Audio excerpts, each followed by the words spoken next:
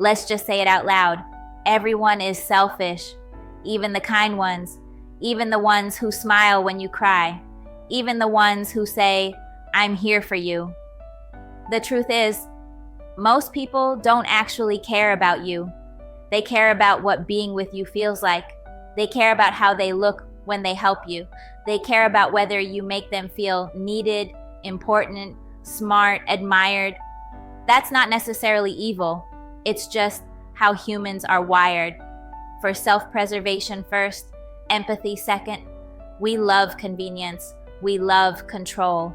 We help others, yes, but often because it gives us a sense of power, goodness, or significance. People love you when they benefit from you. You've probably seen it before. That friend who's always there for you until you become too much. The partner who says they'll never leave, but disappears when things stop being fun. The colleague who supports you until your success threatens their shine. People rarely abandon you because you're bad. They often leave because you're no longer useful to their ego, their comfort, their storyline.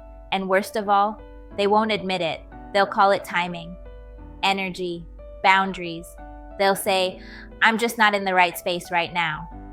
But deep down, they just don't want to carry what doesn't benefit them.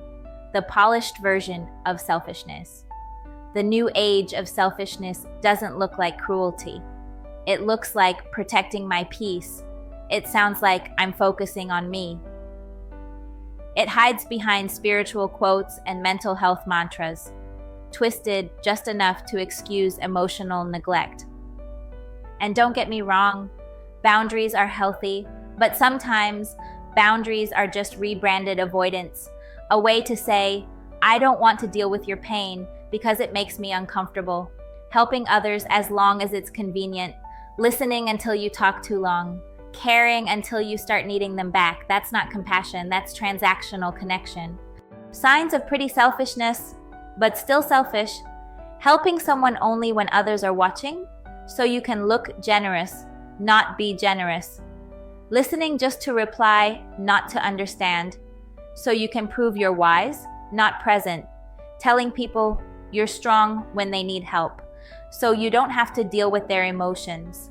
Staying friends with someone because they make you feel admired, not because you admire them. So your ego stays inflated, being there for someone when they're fun, inspiring, growing, but slowly pulling away when they start to struggle because they no longer feed your feel-good identity. The worst part? Sometimes you genuinely believe you're being kind because you were taught that kindness means not yelling, but you can be soft-spoken and still selfish. You can hug someone and still wish they'd stop talking. You can say, "I love you," while slowly disappearing every time they need you for real. They love the version of you that doesn't ask for too much. That quote hurts because it's true. People love you when you're low maintenance, when your sadness is poetic, not messy, when your breakdowns are quiet, not inconvenient, when your strength returns quickly so they don't have to stay long. But the moment you become too real, too raw, too loud, too complex, that's when you find out how selfish someone really is.